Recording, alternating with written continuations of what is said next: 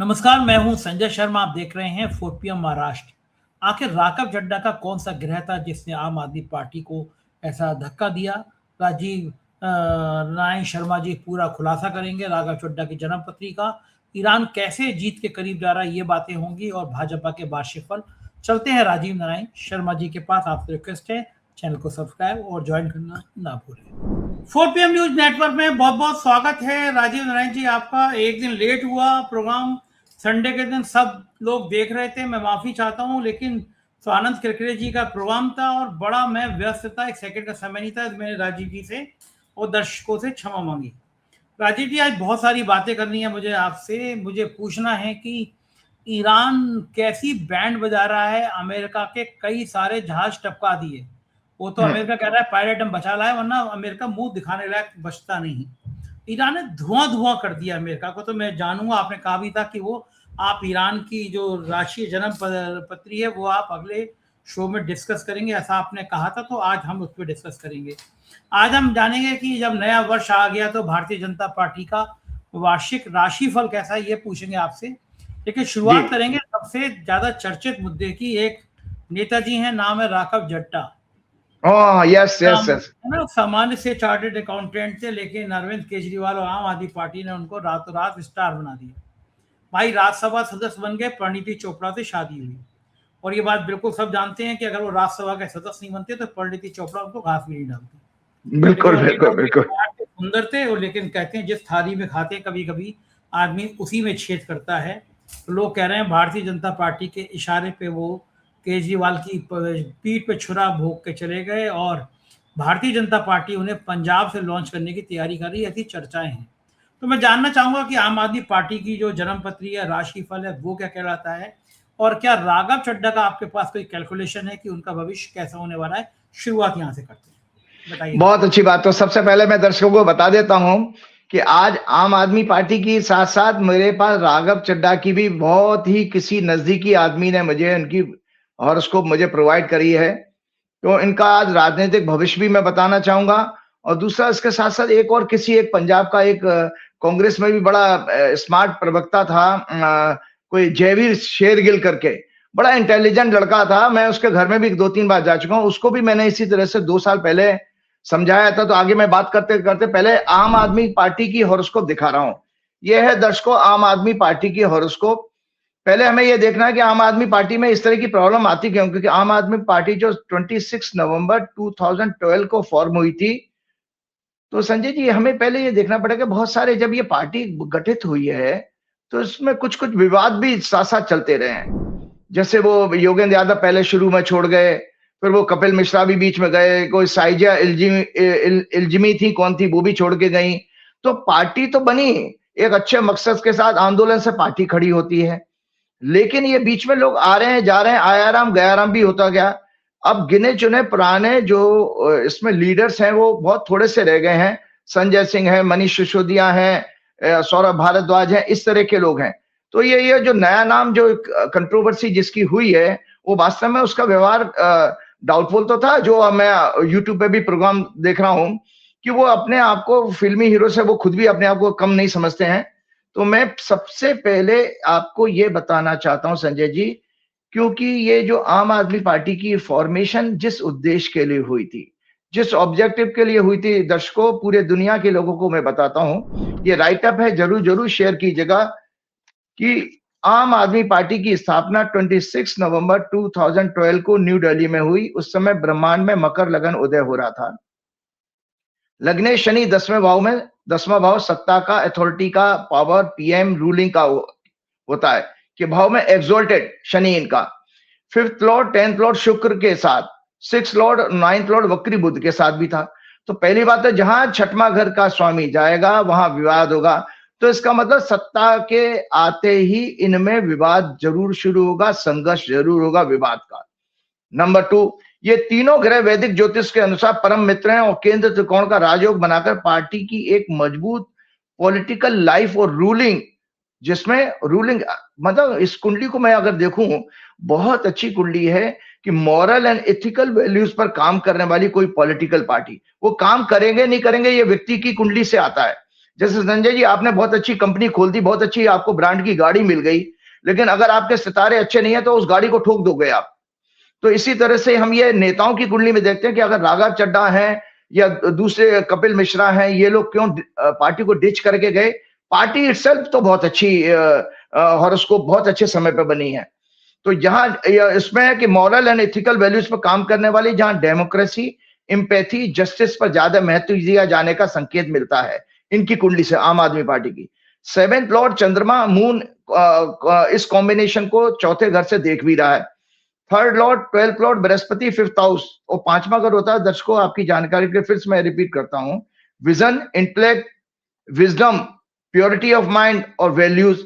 मैं राहु केतु के साथ गुरु चंडाल योग बना रहा। तो पहला एक कमजोरी हुई कि बृहस्पति का पीड़ित होना बुद्धि के भाव में, तो थोड़ी सी कहीं इंटेलेक्ट और विजन का भी डायरेक्शन से खिसकना, डायरेक्शन लेस होना दिखाई देता है।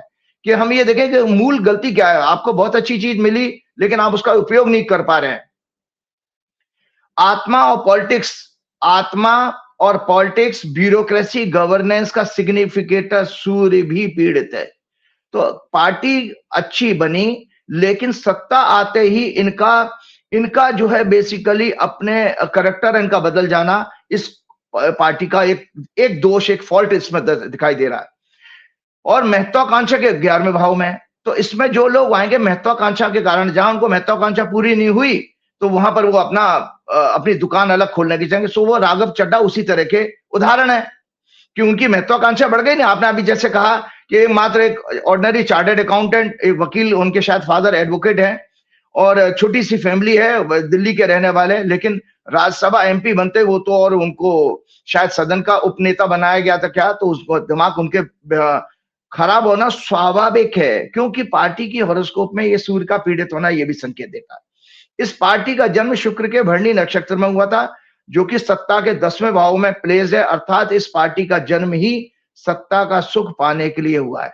मतलब ये पार्टी बनी तो देखिए आपको जानकारी होगी, मुझे जानकारी है संजय जी, कि हंग विधानसभा के रिजल्ट आए थे जब शीला दीक्षित को हटाया था, लेकिन ये पार्टी ने जिस कांग्रेस पार्टी के साथ में ही सरकार बना ली थी, याद है आप लोगों को, पहली बार सरकार में अरविंद केजरीवाल बने थे, कांग्रेस के समर्थन से बन गए।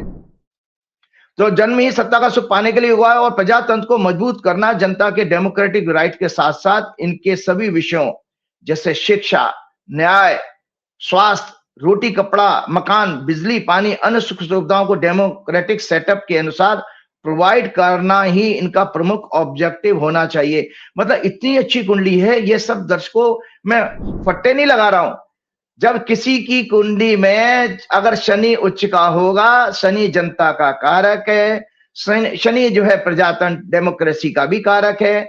तो हम डेमोक्रेसी में क्या देखते हैं, जनता अपने टैक्स का पैसा देती है, सरकार चुनती है, किस लिए चुनती है कि उसको बिजली पानी, उसके कम से कम शुद्ध हवा, बिजली पानी उसको मिले, यही चीजें। कोई किसी का मकान नहीं बनवाने जा रहा, कोई किसी को रोजगार, और रोजगार आप दिलवाइए, लॉ एंड ऑर्डर ठीक रखिए। तो जो बेसिकली डेमोक्रेसी का ऑब्जेक्टिव था सरकार जनता के सुख का, उसमें ये पार्टी अच्छा काम करेगी। ये मैंने पिछले 2-3 प्रोग्राम पहले भी आपको कहा था। इस पार्टी की खूबी ये है, शनि का उच्च का होने का मतलब है जनता के विषयों पर ये ईमानदारी से काम करेंगे। लेकिन कुर्सी की गर्मी इतनी खराब है इन लोगों के लिए कि दिमाग खराब होना स्वाभाविक है, सूर्य के कारण, सूर्य के पीड़ित होने के कारण। तो इनके हॉरोस्कोप में कई राजयोग फॉर्म हो रहे हैं। इनकी फॉर्मेशन से पहले मैं आपको बता देता, जब इन्होंने पार्टी बनाई थी तो कुछ ऑब्जेक्टिव दर्शकों को पता होना चाहिए, हम आम जनता को भी पता होना चाहिए ये पार्टी किस उद्देश्य के लिए बनाई गई थी। अरविंद केजरीवाल और उस समय जो अन्ना आंदोलन के समय, इनकी फॉर्मेशन से पहले राजनीतिक ऑब्जेक्टिव थे भ्रष्टाचार मुक्त भारत, राजनीतिक व्यवस्था में ट्रांसपेरेंसी लाना, नंबर 2 आम आदमी कॉमन मैन की आवाज को मजबूत बनाना, उसकी जिंदगी को बेहतर बनाने के लिए सतत प्रयास करना, नंबर 3 पॉलिटिक्स में ट्रेडिशनल पॉलिटिकल पार्टी जैसे बीजेपी, कांग्रेस और दूसरी क्षेत्रीय दल हैं से सेपरेट एक honest and public oriented policies establish करना इनके मूल भावना थी जो जब ये पार्टी बनाई गई थी। झाड़ू का जो चुनाव चिन्ह इन्होंने सिलेक्ट किया था, इलेक्शन सिंबल इसलिए सिलेक्ट किया कि देश में भ्रष्टाचार, महिला शोषण, भाई भतीजावाद, जाति धर्म का भेदभाव जैसी गंदी राजनीति को झाड़ बुहार कर साफ करना, इसीलिए उन्होंने झाड़ू ली थी कि इस तरह के मुद्दों वाली राजनीति को सब सफाई करेंगे। स्वराज, गवर्नेंस ऑफ पीपल, शिक्षा, स्वास्थ्य, पानी, बिजली जैसे बुनियादी सब्जेक्ट्स पर फोकस, उसे बेहतर बनाने के लिए संघर्ष और आंदोलन करना। याद रखिए संजय जी, अगर आपका मूल स्वभाव, दर्शकों मैं सब बता देता हूं, मेरा, आपका, संजय जी का या किसी का भी हो दुनिया के, जो मूल स्वभाव से हट करके काम करेगा, उसको जीवन में कहीं ना कहीं असफलताएं जरूर देखनी पड़ेंगी। क्योंकि आपकी ओरिजिनल, आपको पता होना चाहिए आइडेंटिटी क्या है। वो आपके अंदर, हर एक के अंदर एक गुण होता है। उस गुण को, क्या हमारे यहाँ बहुत सारे जो इंटेलेक्चुअल्स है वो कहते हैं कि अपने अच्छे खूबियों को आप हाईलाइट करिए, उनको मजबूत बनाइए और कमियों को सुधार करने के लिए प्रयास करिए, यही कहा जाता है। तो सड़क से संसद तक, संसद सुनिए संजय जी, इनकी मूल आत्मा प्राण आम आदमी पार्टी की क्या है? सड़क से संसद तक राजनीतिक गंदगी, बुराइयों को साफ करना इस पार्टी की मूल आत्मा है। अब राघव चड्डा तो वो तो उससे तो बहुत दूर हो गए, कोई आंदोलन नहीं करते हैं, कहीं वो वॉकआउट भी नहीं करते हैं, और वो सारी चीजें उन्होंने तो अपनी मूल आत्मा से हटे, तो इसलिए ये सब कंट्रोवर्सी आपके सामने दिखाई दे रही है। वैदिक ज्योतिष के अनुसार चंद्र कुंडली, मून चार्ट, वो इनका थोड़ा कमजोर है। हमारा मून चार्ट क्या बताता है? हमारा या किसी संस्था का state of mind, perception, feelings, emotions, various interest and total psychology हमारी सिग्निफाई करता है चंद्र कुंडली। आम आदमी पार्टी की मून हॉरोस्कोप में कई नेगेटिव सब्जेक्ट्स रिफ्लेक्ट हो रहे हैं, जैसे संजय जी ध्यान से सुनिएगा, टॉप लीडरशिप का भोग विलासता में लिप्त होना। सुनिए, वो राजमहल और शीशमहल का कंट्रोवर्सी बनी थी। तो आम आदमी पार्टी की चंद्र कुंडली में एक दोष ये भी है कि जो उनके शीर्ष नेतृत्व का भोग विलासता एक्सेट्रा का एंजॉयमेंट, गठबंधन में झगड़े विवाद, मन बुद्धि विजन का इम्प्योर होना, मतलब प्योरेस्ट ना होना, करप्शन स्कैंडल्स का प्रॉमिस योग है इनकी कुंडली में, जिसके कारण इस पार्टी को सदैव अपनी छवि, इमेज खराब होने का अशुभ योग बना रहेगा।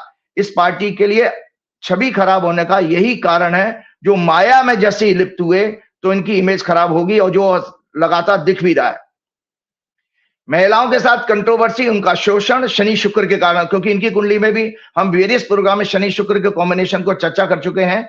ये फीमेल्स के साथ अनैतिक रिलेशनशिप को एस्टेब्लिश करता है कि भी खराब योग है। इन्हें पार्टी में युवाओं, महिलाओं आदि के करेक्टर, क्या करना चाहिए अरविंद केजरीवाल और पार्टी को, कि खासतौर से युवाओं, महिलाओं आदि के करेक्टर कंडक्ट पर सीरियसली फोकस करना चाहिए, उनकी प्रॉपर स्क्रीनिंग करनी चाहिए। बिजनेसमैन या बिजनेस माइंड सेट के लोग, प्रोफेशनल, जर्नलिस्ट और इन्फ्लुएंसर्स को भी इस पार्टी की इमेज खराब, वो भी खराब कर सकते हैं, तो उनकी भी स्क्रीनिंग होनी चाहिए। जब आप पार्टी का विस्तार करते हो तो हर एक को, एरा गैरा नत्थु खेरा को उनको शामिल नहीं करना चाहिए। प्रॉपर पढ़े लिखे लोग हैं, ये लोग आईआईटी के हैं, जैसे अरविंद केजरीवाल तो आईआईटी खड़गपुर से पास आउट हैं। तो वेरी इंपॉर्टेंट, मून चार्ट का लग्नेश मंगल, भाग्य स्थान गुरु चेतना, एरीज लगन बनता है। संजय जी एक सोल्यूशन समाधान दे रहा हूं आम आदमी पार्टी के लिए, बाद में राघव चड्डा की कुंडली इसके साथ साथ लेता हूं, कि चंद्र कुंडली का लग्नेश मंगल भाग्य स्थान में बैठा है, जो भाग्य 9वां घर होता है गुरु और चेतना का। आध्यात्म, न्याय, प्रजातंत्र, empathy, morality, diplomacy, name and fame का होता है 9th हाउस, और 8th हाउस का स्वामी भी है मंगल, लॉन्जिटिविटी, स्ट्रेटेजी, लॉजिक, रीजनिंग का सिग्निफिकेटर भी है। अतः इस पार्टी को जीवन भर अगर राजनीति में सरवाइव करना है, जनता का प्यार, जनता का रेस्पेक्ट, सम्मान अगर प्राप्त करना है, तो इनको जीवन भर श्री हनुमान जी की भक्ति में रहना चाहिए, और उनके आचरण, जो हनुमान जी का आचरण था, निष्काम कर्म, भक्ति और ज्ञान से प्रेरणा लेनी चाहिए। अर्थात पार्टी की टॉप लीडरशिप यदि श्री हनुमान जी की तरह एक योगी, भोग विलासता से दूर, माया से दूर, प्रभु श्री राम के द्वारा मर्यादा में रहकर शासन चलाना, केवल जनता के दुखों को दूर करने का सतत प्रयास करना, अपने एक्शंस, पॉलिसीज का स्वयं क्रेडिट ना लेना आदि उद्देश्य के साथ अगर पॉलिटिक्स करेंगे, अन्यथा तो ये सफल रहेंगे, अन्यथा काल द्वारा इन्हें दंड और इनके भविष्य पर सदैव संकट बने रहेंगे। आंदोलन, जनता के लिए संघर्ष इन्हें कभी नहीं छोड़ना चाहिए, क्योंकि ये इनकी पार्टी की आत्मा और प्राण दोनों हैं। अब ये जो आपने जो कहा, यह है भैया राघव चड्ढा जी की कुंडली। ये राघव चड्ढा जी का जन्म जो है दर्शकों 11 नवंबर 1988 को दिल्ली में हुआ। इनकी जो लग्न चार्ट है वो धनु है, शनि लग्न में, राहु तीसरे घर में, मंगल चौथे घर में, शुक्र 10वें घर में, बृहस्पति इनका लग्न 6वें भाव में झगड़े विवाद के घर में बैठा है, और चंद्रमा इनका नीच का है 12वें भाव में, सूर्य और बुध सूर्य भी इनका नीच का है 11वें भाव में, और केतु इनके 5वें भाव में, मतलब इनका 9वां घर पीड़ित है। तो इसलिए इस व्यक्ति को नैतिक मूल्यों की तो कोई समझ नहीं है। ये नैतिकता नाम की चीज तो इनके आसपास से फटकती नहीं है। दूसरी बात यह है कि इनके अंदर महिलाओं के प्रति इनको अंदर भी जबरदस्त आकर्षण का योग रहेगा। यही कारण है इन्होंने लव मैरिज की और एक फिल्मी सिने स्टार से मैरिज की है। तो इनकी कुंडली की जो निगेटिविटी है, क्यों इस समय इनको कष्ट आया, शनि और मंगल द्वारा शुक्र जो कि चंद्र कुंडली का 7th लॉर्ड 12th लॉर्ड है, वो पीड़ित है।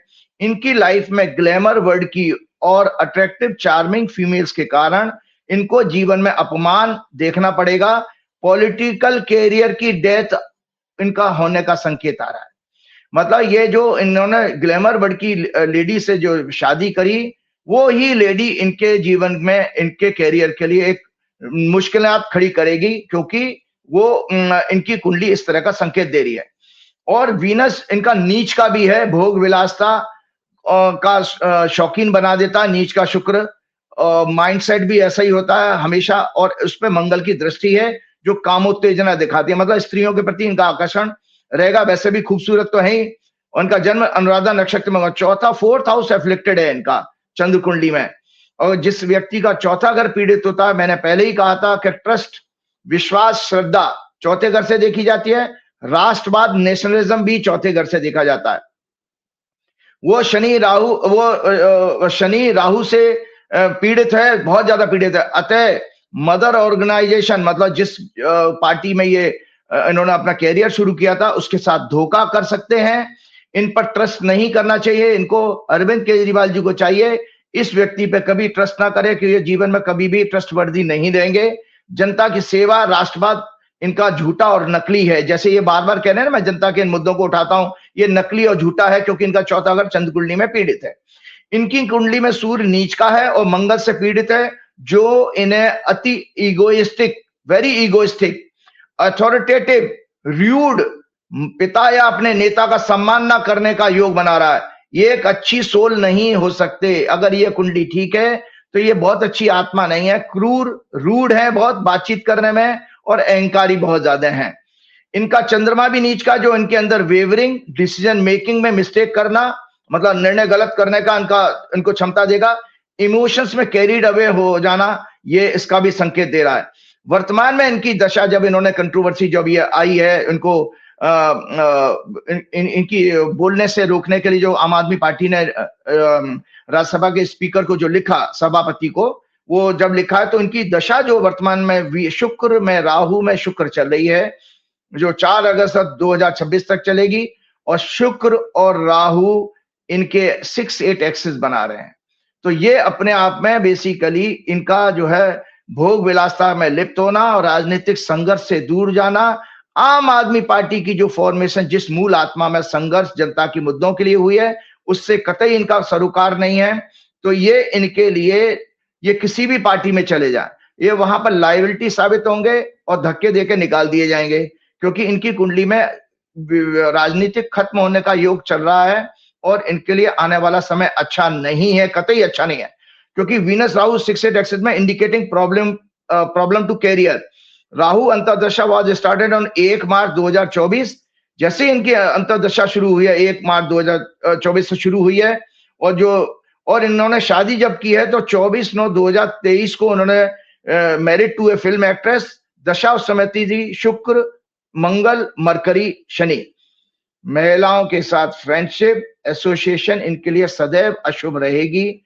वर्तमान में इनके पॉलिटिकल कैरियर के मार्च 2027 तक बहुत खराब समय है। मार्च 2027 तक बहुत ज्यादा खराब समय है संजय जी। अब मैं एक कुंडली लेता हूं ईरान की। आपको पता है वर्षफल अब बीजेपी का भी शुरू हुआ है, तो संजय जी वर्चुअल ईरान का भी शुरू हुआ है। जो ईरान की ये दर्शकों हॉरोस्कोप है, ये मेन हॉरोस्कोप आपके पास है और आपके ऑफिस में बोलिएगा। ईरान जो इस्लामिक रिपब्लिक ऑफ ईरान 1 अप्रैल 1979 को फॉर्म हुआ था, दोपहर के 3 बजे। तेहरान, कर्क लगन की कुंडली, बृहस्पति इनका 9th लॉर्ड उच्च का है और ये में इनकी वर्षफल बन रही है। ये दर्शकों वर्षफल मैंने हैंड हाथ से बनाई है, उसको मैं शेयर करता हूं क्योंकि टेक्निकल है और इसमें जिस तरह का जो वर्ल्ड में इन्होंने जो परफॉर्मेंस दी है और अमेरिका जैसे देश को ध्वस्त किया है, तो उसके लिए मैं ये आपको क्या नाम है इस राइटअप को शेयर करता हूं आपके साथ। ईरान्स वर्षफल for the year starting 1 April 2026 at 16 hours 24 hours has Leo ascendant and Virgo sign. Both the Lord of the year and the Muntha Lord are Jupiter. The Muntha is placed in the 11th house, the house of gains and achievements. This indicates that this year will bring a lot of happiness, success, and wealth to Iran. Help from friends, benefactors, political success and fulfillment of desire. ये इनकी annual horoscope का फलादेश है, prediction है। Iran has a Cancer ascendant in his natal horoscope. The 9th Lord Jupiter is exalted and placed in the ascendant itself. The ascendant Lord, the Moon, is positioned in the 11th house of success and achievements. The 5th Lord Mars is placed in the 9th house. These placements create excellent combination involving two trinal houses. The Sun, the significator of power, authority, and governance, along with Mercury, Lord of the 3rd and 12th house, and Mars are conjunct in 9th house and expected by exalted Jupiter. 9th house signify fortune, higher knowledge, traditions, and mentors. At present, Iran is undergoing the planetary dasha of Jupiter, Rahu, Saturn. Jupiter signify tradition, culture, civilization, righteousness. As the 9th Lord, it also stands the compassion, morality, ethics, respect for democratic values, diplomacy, justice, religion, religious freedom, and religious places. Therefore, even after the merciless assassination of its supreme spiritual leader and other top military and political leader in this war, Iran will successfully protect its sovereignty. It will not permit any regime change while adhering to the principle of Dharma, righteous war, informing before attack. मतलब आपने देखा righteous war ये जब भी attack करते हैं Iran वाले हमेशा अमेरिका और इजराइल की धोखाधड़ी से नहीं करते हैं, इन्फॉर्म करके करते हैं कि हम आपके फलाने ठिकाने को अटैक करने जा रहे हैं। It will inflict the harshest punishment on it's enemies and conspiring neighboring countries. After securing victory over all of them, Iran will establish a new power balance in the Middle East, emerge as a leader in the region, and establish justice. It will definitely develop a nuclear bomb. Sanjay ji, हमारे नेताजी ने जब ये 25-26 को जब यात्रा की थी, उस समय की ये हॉरोस्कोप है और नेताजी ने कितना बड़ा भारत के साथ अपमान किया है ईरान के साथ। मैं आपको ये दर्शकों बताना चाहता हूं कि भारत में मोदी सरकार ने भारतीय सभ्यता के 7000 वर्षों से ज्यादा पुराने मित्र देश ईरान के साथ अपनी 25 फरवरी 2026 से 27 फरवरी 2026 इजराइल यात्रा करके धोखा किया। मासूम बच्चियों, ईरान के सर्वोच्च धार्मिक नेता और अन्य टॉप लीडर्स की मृत्यु ईरान सहित पूरे विश्व के देशों की इकोनॉमीज को संकट में डालने वाले इस अधर्म के युद्ध में जो इजराइल और अमेरिका ने शुरू किया का इनडायरेक्ट हमारा मोदी जी ने करके सहयोग करके पाप महापाप किया है, जिसका विश्व और भारत की निर्दोष जनता को दुख, तकलीफों, अन्य संकटों का सामना करना पड़ रहा है। पूरे विश्व में billions and trillions of American dollars का नुकसान जान माल, मिलिट्री, सिविलियंस का अब तक हो चुका है। गाय का मांस खाने वाले दर्शकों ध्यान से सुने, ये हमारे आरएसएस वाले, भाजपा वाले और मोदी जी गाय का मांस खाने वाले, डोनाल्ड ट्रंप और इजराइल का सहयोग करके पूरे इजराइल में, आपको जानकारी के लिए बता, पूरे इजराइल में एक भी सनातन धर्म का मंदिर नहीं है और ना ही इजराइल के ज्यूज सनातन धर्म का सम्मान करते हैं। नरेंद्र मोदी ने इनका सम्मान करके हमारे सनातन धर्म का भी अपमान किया है, इनका समर्थन करके। नरेंद्र मोदी जी के इस पापों की सजा काल द्वारा भ्रष्टाचारी, बलात्कारी जोड़ो पार्टी अर्थात बीजेपी, आरएसएस, अंधभक्तों कौन, गोदी मीडिया, तलवे चाटने वाले corporates, film actors, journalist, bureaucrats, aunty uncle WhatsApp group के को अवश्य मिलेगा। इन सभी का अंत महाभारत के कौरवों की भांति अवश्य और शीघ्र होगा। इस अधर्म के युद्ध में पौराणिक और वर्तमान युद्धों जैसे यूएन चार्टर के सभी नियमों को वायलेट किया जा रहा है अमेरिका, इजराइल जैसे राक्षसी देशों द्वारा। ये राक्षस extreme frustration, hopelessness and humiliation, disgrace और डिफीट के फियर के कारण सिविलियन इंफ्रास्ट्रक्चर की यूटिलिटीज जैसे power plants, schools, college, universities, medical college, scientific institutions, houses, markets, water treatment plants, bridges, hospitals पर बॉम्बार्डमेंट करके उन्हें नष्ट कर रहे हैं। निर्दोष लोगों की हत्याएं, कंटिन्यूअस डिसेप्शन, बिट्रेयल के इंसिडेंट्स हो रहे हैं। नरेंद्र मोदी जी के राजनीतिक जीवन की हालत ठीक महाभारत के उस भीष्म पितामह जैसी हो गई है जिन्हें अर्जुन ने हजारों बाणों से घायल करके मृत्यु सैया पर, डेथ बेड पर लिटा दिया था। मोदी जी की हालत वैसी हो गई है। लोग अक्सर पूछते हैं मेरे से, मोदी जी कब जाएंगे? मैं तो कहता हूं वो जा चुके हैं, वो तो लेटे पड़े हैं। जो आदमी इतना एफसीन फाइल से लेकर पूरी तरह एक्सपोज हो चुका है, उनके साथ काम करने वाली मधु किश्वर और सुब्रमण्यम स्वामी ने उनके भारत में भी जो कई सारे सेक्स स्कैंडल वो जो जांच का विषय है, मैं नहीं कह रहा हूं, वो उन्होंने स्वयं कई प्रोग्राम्स में कहे हैं, वो सब एक्सपोज हो रहे हैं। उसके बावजूद ही हम बेशर्मी से ये लोग सत्ता में बैठे हुए हैं।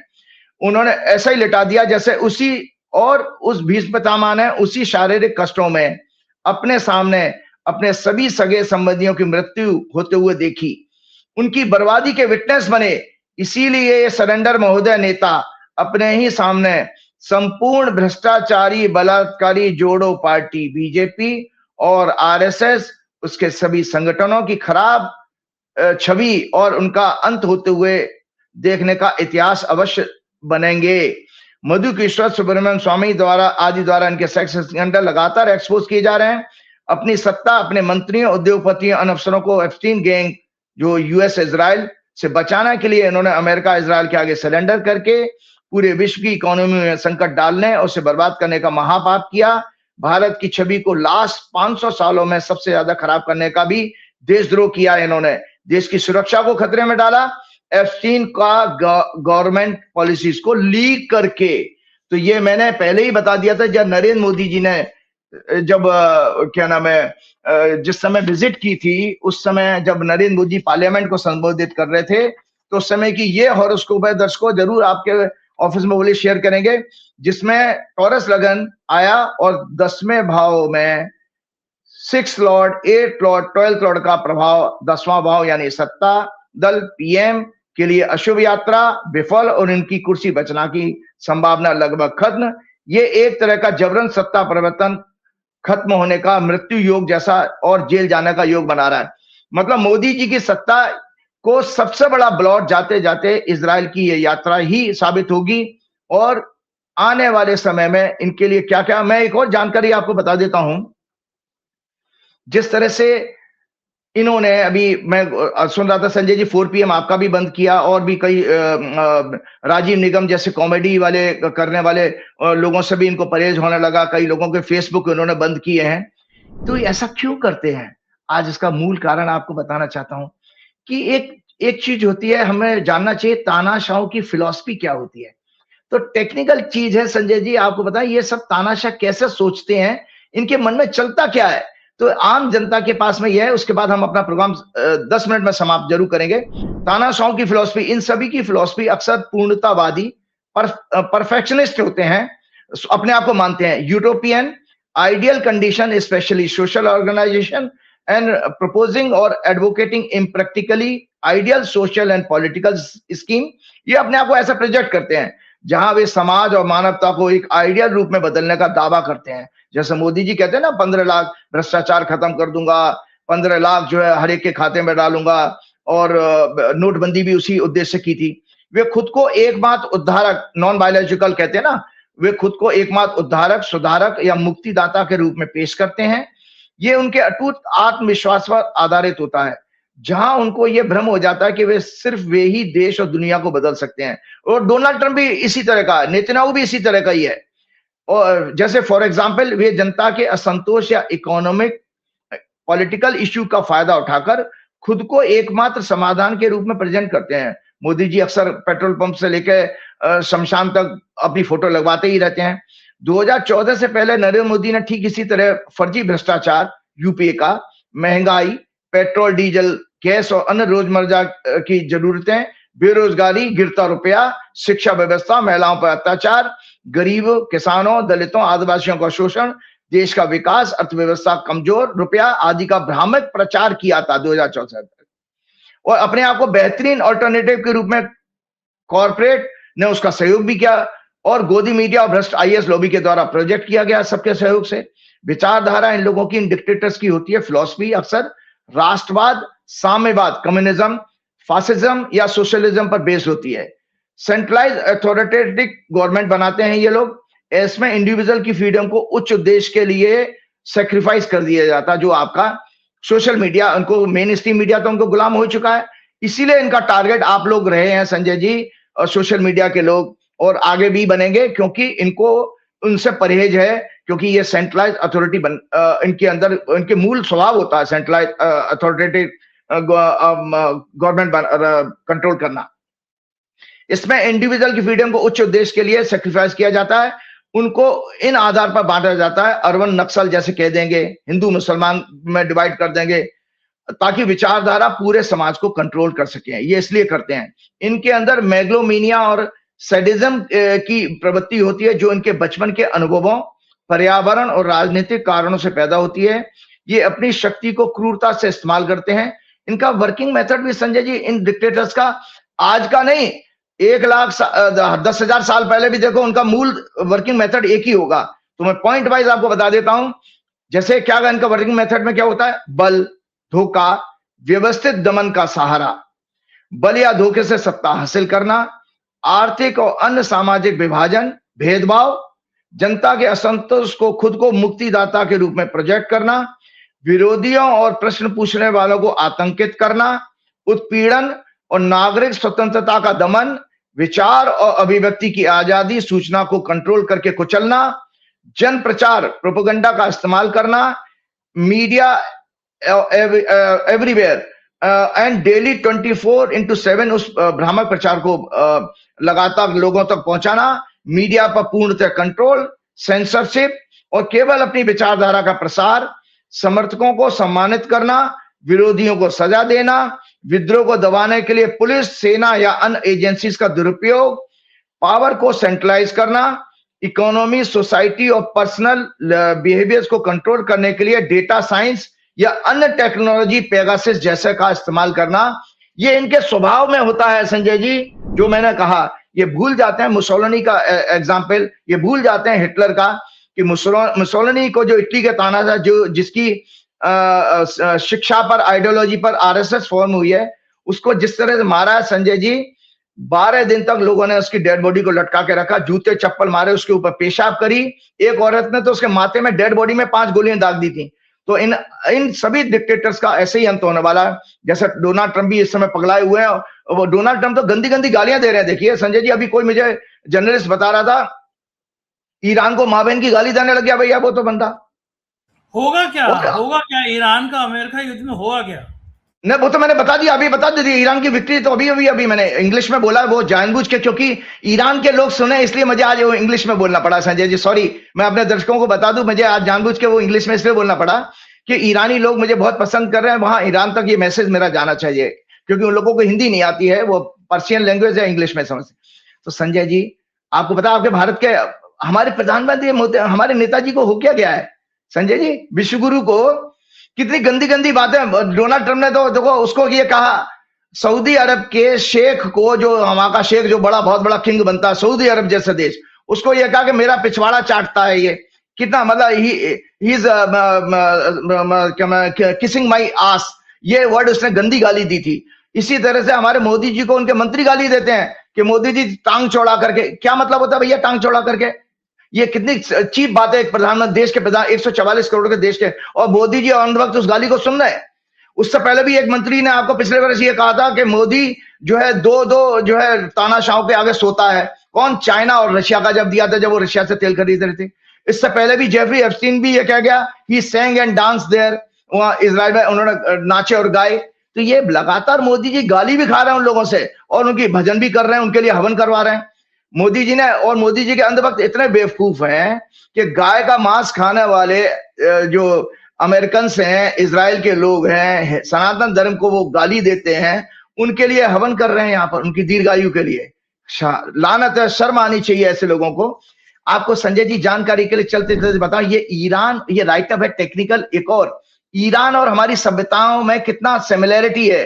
ये देखिए संजय जी, ईरान और भारतीय संस्कृति, सभ्यता, मित्रता की समानताओं का इतिहास। ईरान और भारत की सभ्यताओं के बीच traditional similarities, cultural connections and friendship हजारों साल पुरानी है। Both countries are linked through the common roots of Indo Iranian civilization, which began with the migration of Aryans, Indo-Iranian people. Aryans को कहते हैं Indo-Iranian peoples। और रविन्द्रनाथ टैगोर जी ने कितना सुंदर इनके बारे में कहा था 1932 में, few peoples have been more closely related in origin and throughout history than the people of India and the people of Iran। मतलब रविन्द्रनाथ टैगोर, बंगाल वालों आप वोटिंग करने जा रहे हो, आप देखो आपके रविन्द्रनाथ टैगोर क्या कह के गए थे कि Iran, few people have been more closely related in origin and throughout history than the people of India and the people of Iran। और ईरान के, उस ईरान के पीठ में छुरा भौंका नरेंद्र मोदी और उसकी सरकार ने। उनके 168 से ज्यादा बच्चियों के खूनी कातिल भी यही लोग हैं कि मोदी जी वहां पर अपनी कंसेंट देके आए थे युद्ध करने की। और संजय जी, ये बंगाल वाले लोगों को पनिशमेंट इनको देना चाहिए कि अगर आपने नहीं दिया इसका मतलब आप रविन्द्रनाथ टैगोर का सम्मान नहीं करते हो। Both civilisation show deep similarities in language, religion, mythology, tradition and way of life. जल्दी से जल्दी बता। Language, shared roots in the Indo Iranian language family. Sanskrit में हमारे कुछ और अवस्था, इनकी जो लोकल लैंग्वेज है उसमें बहुत समान वर्ड्स होते हैं, ग्रामर होते हैं। जैसे हमारे यहाँ देव कहते हैं, वहां देवता वर्सेस देव कहा जाता है। असुर को वहां अहुरा कहते हैं, अग्नि को आतर कहते हैं, सोम को वो होम कहते हैं। ये शब्द हमारे और ईरान की लैंग्वेज में सिमिलरिटीज हैं। वो अग्नि की पूजा करने वाले लोग हैं। और आप बताइए वहां वो जो ज्यूज हैं वो माथा टेक करके दीवार में जाना क्या करते हैं, उनको आप अपना दोस्त बता रहे हो। वो अग्नि की पूजा करने वाले ईरान वाले लोगों को आप आतंकवादी कहते हो। शर्म आनी चाहिए। रिलीजन, एंशिएंट वैदिक धर्म and have common origins both based on nature. ये लोग नेचर की वर्शिप करने वाले। फायर, यज्ञ और यजना, यज्ञ को यजना को यसना कहते हैं। Dewas in good in India and asuras good in Iran. बस इतना ही डिफरेंस है, ये लोग असुर को अच्छा मानते हैं। Mythology, many deities have similar names and roles. Mitra को हमारे जैसे मित्र कहा जाता है वर्सेस मित्रा। इंद्र को वो इंद्रा कहते हैं, डेमन वहां पर उनके यहाँ ईरान में इंद्र को राक्षस माना गया है। Varun shares some traits and with Ahura Mazda. These similarities exist because both groups originated from the Indo-Iranian Aryans around 2000 to 1500 BC before Christ. Later they diverged Vedic religion in India or Joraism in Iran. Later बाद में उन्होंने मुस्लिम धर्म 7th century में ले लिया। पहला इनका पारसी धर्म था, पारसी धर्म से थोड़ा मुस्लिम धर्म में भी वो लोग माइग्रेट, उन्होंने उनके बिलीवर हो गए। मॉडर्न पीरियड में diplomatic relations establish in 1950 between India and Iran. Cultural friendship continued after 1947। Both countries are strategic partners, cooperation and Chabahar port, energy, trade. तो ये सब चीजें हैं। और उस ईरान को हम यहाँ पर इस तरह की कष्ट में डालने की बात करें। एक आपने जल्दी कहा था, मैं एक हॉरोस्कोप के साथ में फिर प्रोग्राम समाप्त करूंगा। यह है दरअसल बीजेपी की वर्षफल, जो एनुअल हॉरोस्कोप जो बीजेपी का शुरू हो गया है 7 अप्रैल को शुरू होगा 6:56 पे। ओरिजिनल बर्थ इनका 6 अप्रैल 1980 का है। लेकिन वर्षफल के बारे में मैंने हमेशा सिद्धांत बताए हैं कि जब सूर्य की डिग्री आपके जन्म के सूर्य की डिग्री के बराबर होगी तभी आपका वर्षफल सोलर ईयर शुरू होगा। तो ये वर्षफल मेष लगन का निकल के आया, जिसका मैं शुक्र मुंता मेष लगन में है, मुंतेश 12वें घर में, शनि और सूर्य से पीड़ित हैं। और चंद्रमा इसमें नीच का आया, बृहस्पति इसके अंदर मंगल से पीड़ित हो रहा है और तीसरे घर में बैठा है, और बुध और राहु पीड़ित हैं। बुध इसमें 6th लॉर्ड है और 11th हाउस में बैठा है। ये 6th हाउस होता है चुनाव का। तो इस वर्ष डिटेल प्रेडिक्शन मैं अगले प्रोग्राम में करूंगा इसकी। इस वर्ष ये होने वाले चुनाव में संजय जी ये मैनिपुलेशन करेंगे, क्योंकि 6 लॉर्ड 11th हाउस में राहु केतु के बीच में, जहां राहु केतु आएगा वहां मैनिपुलेशन वर्ड आप दर्शकों हमेशा अपने बात नोट कर रखेंगे। छल कपट जिसको कहते हैं, छल कपट से। तो ये 4th lord debilitated in 8th house, 3rd lord 6th lord Budh afflicted in 11th house. विदेश में करप्शन स्कैंडल इनके एक्सपोज होंगे, इनके प्रोमिनेंट नेताओं के जेल जाने का और टॉप लीडर के भी जेल जाने का योग है। बीजेपी की जो प्लेनेटरी दशा, जब ये एनुअल हॉरोस्कोप शुरू हुआ है उस समय चल रही है, जो वर्तमान बीजेपी की moon Venus Jupiter, moon Venus 6-8 axis में है इनकी कुंडली में, वर्तमान इसमें एनुअल हॉरोस्कोप में, और जन्म के चार्ट में ये 6वें और 12वें घर की एक्सिस में बैठे हैं, और जन्म के D10 चार्ट में, कैरियर के चार्ट में प्लेस है 3rd हाउस में एफ्लिक्टेड है राहु केतु। 29 का मंगल का 12वें भाव में placement, 10th Lord 11th Shani और 5th लॉर्ड का 12th हाउस में पोजीशन। ये इंडिकेट करता है संजय जी इस वर्ष फल के अनुसार ये पार्टी की सत्ता जाना तय है, जिसको कि पहले पिछले प्रोग्राम में मैं बता चुका हूं कि 2 अप्रैल से लेकर जुलाई तक का पीरियड भाजपा के लिए सत्ता में बने रहने का नहीं दिखाई दे रहा। इनके पास नाना प्रकार के प्रॉब्लम्स आएंगी, और चलते चलते हमने आपको ये कहा था, हमने पिछले प्रोग्राम में संवत्सर की कुंडली चर्चा की थी संजय जी। ये मैंने पिछले वर्ष भाजपा की वर्षफल दी थी, लास्ट ईयर का वर्षफल, उसकी सफल भविष्यवाणियों को एक लिस्ट बस आपके साथ शेयर कर रहा हूं कि दर्शक ये जिससे जाना है कि भाई एनुअल हॉरोस्कोप की प्रेडिक्शन संवत्सर के बाद back to back annual horoscope की जो मैंने भाजपा की लास्ट ईयर की थी वो कितनी सफल हुई है। ये प्रेडिक्शन मैंने की थी संजय जी आपके प्रोग्राम में 30 मार्च 2025 के प्रोग्राम में, 30 मार्च 2025 को मैंने प्रेडिक्शन की थी लास्ट ईयर। नंबर 1, ये पार्टी अपनी जन विरोधी पॉलिसीज एक्शंस के कारण देश की जनता के विरोध का सामना करेगी। दर्शकों ये आप अपने ऑफिस में बोलिएगा ये दे, जिससे दर्शकों को ये ना लगे कि मैं राजीव जी ने अपने आप से कोई जोड़ दिया है। ये वर्ड मैंने केवल पॉइंट्स बनाए हैं इसमें। New laws, data protection laws, RTI act के बहाने विपक्ष, ब्यूरोक्रेट्स, आम जनता के साथ छल कपट, वो आपका डाटा प्रोटेक्शन लॉ लेके भी आ गए हैं। वो भी आपके है ना, ये तभी तो पोस्ट आपकी वो स्क्रीनिंग कर रहे हैं, बार बार पोस्ट कटवा रहे हैं, छटवा रहे हैं, इसी की वजह से। ये मैं लास्ट ईयर प्रेडिक्ट कर चुका था। New laws, data protection laws, RTI act के बहाने विपक्ष, ब्यूरोक्रेट्स आम जनता के साथ छल कपट करके उनके संवैधानिक अधिकारों, freedom of speech and expression का हनन करेगी।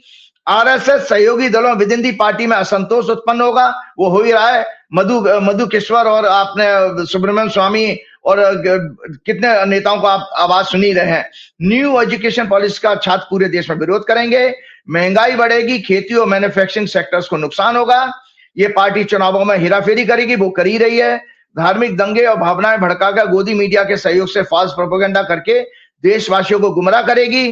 कई प्रोमिनेंट पॉलिटिशियन, इनको सपोर्ट करने वाले कॉर्पोरेट्स, मीडिया हाउसेस, धार्मिक संगठनों से जुड़े लोगों के करप्शन और सेक्स स्कैंडल एक्सपोज होंगे, वो भी लगातार हो रहे हैं। मतलब एक नासिक में जोशी पकड़ा गया, उसमें भी उनकी महिला आयोग की अध्यक्ष उसके पैर धो धो के पी रही है।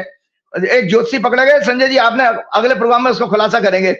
आपको तो बल्कि मेरी आज तो क्लास लेनी चाहिए कि राजीव जी आप भी ज्योतिषी हैं, वो भी ज्योतिषी, वो तो उसने महिलाओं में रंगरेलियां मना रहा था। अगले प्रोग्राम में ले लेना मेरी क्लास, कोई बात नहीं है। तो धार्मिक संगठनों से जुड़े हुए लोगों के करप्शन और सेक्स स्कैंडल एक्सपोज होंगे। सहयोगी दलों के साथ छल कपट, पूरा देश इनके शासन से त्रस्त और संकट में रहेगा। 10वां, जनता अनेक संकटों का सामना करेगी, कर ही रही है। अब तो एलपीजी और सीएनजी की लाइन में लगी गई। कई महत्वपूर्ण नेताओं के बीमारी और अन्य अशुभ समाचारों का योग, वो आपने देख लिया, पवार से लेकर के रूपानी तक का दुखद समाचार आए।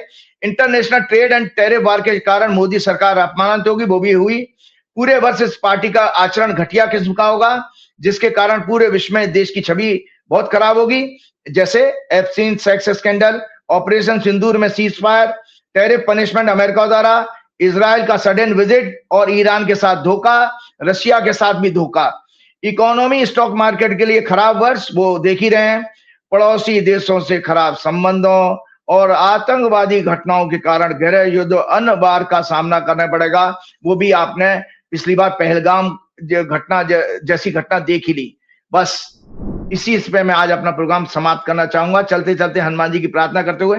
एक संजय जी, एक और चीज, अभी जो पूना में आपको पता है, मैं इसलिए मैं भी बहुत टायर्ड था और दर्शकों से माफी मांगता हूं कि एक दिन मैं लेट हो गया आपका। मुझे अच्छा नहीं लगता कि मैं आपके बीच में आकर बहुत एक नई एनर्जी फील करता हूं अपने ऑडियंस के साथ। तो जो है मैं पूना में जो मैंने छोटी सी पूजा की थी, आप देखिए कि कितनी शिद्दत के साथ वहां पर पूजा की जाती है।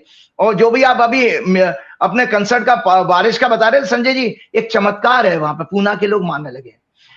तो 6 फरवरी दर्शकों, 6 फरवरी 2021 से मैं पूना में उस पर्टिकुलर प्लेस पे संजय जी 40-50 हवन कर चुका हूं, 40-50 हवन। और 40-50 हवन में जानते हो चमत्कार क्या होता है? या तो बारिश, मेरे हवन करने के बाद बारिश होती है, उससे पहले नहीं होगी। कभी भगवान ने मुझे वहां पर मेरी पूजा में बाधा नहीं आई। अभी भी लेटेस्ट भी, जिस दिन मैं वहां पर उतरा हूं 30 तारीख को, बहुत गर्मी थी और मेरे 2 घंटे बाद झमाझम बारिश हो गई है। अगले दिन बारिश रुकी रही। उसके तीसरे दिन हमारे अखंड रामायण का पाठ था, जब हमने हवन किया है और हम लोग जब एयरपोर्ट पे पहुंचे संजय जी, बारिश ही बारिश। तो ये भगवान की एक हनुमान जी की बड़ा विशेष कृपा मेरे ऊपर है। तो उसकी छोटी सी वीडियो है 50-60 सेकंड की, वो जरूर अपने ऑफिस में बोलिए शेयर करेंगे। मैं पूजा करते हुए अपने आचार्यों के साथ बैठा हूं।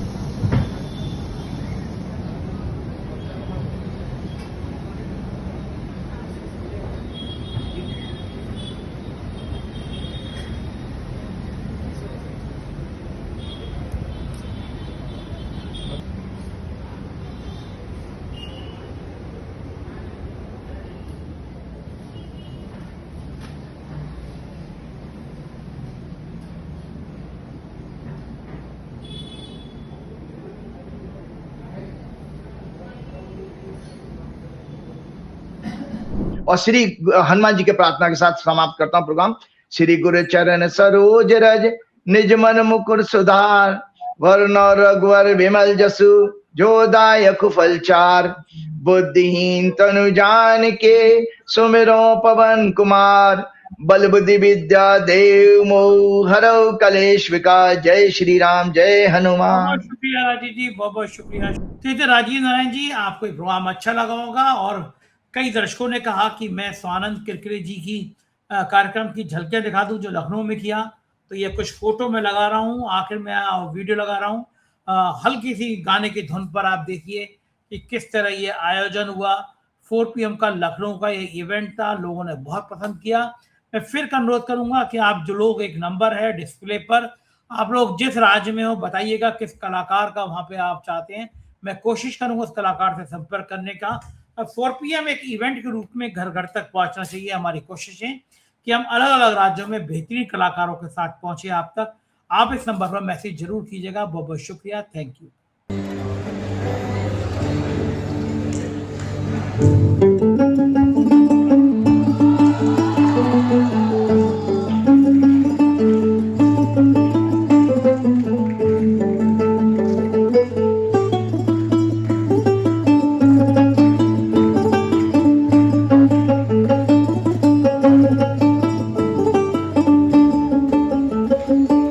कागज के 2 पंख लेके उड़ा चला जाए रे,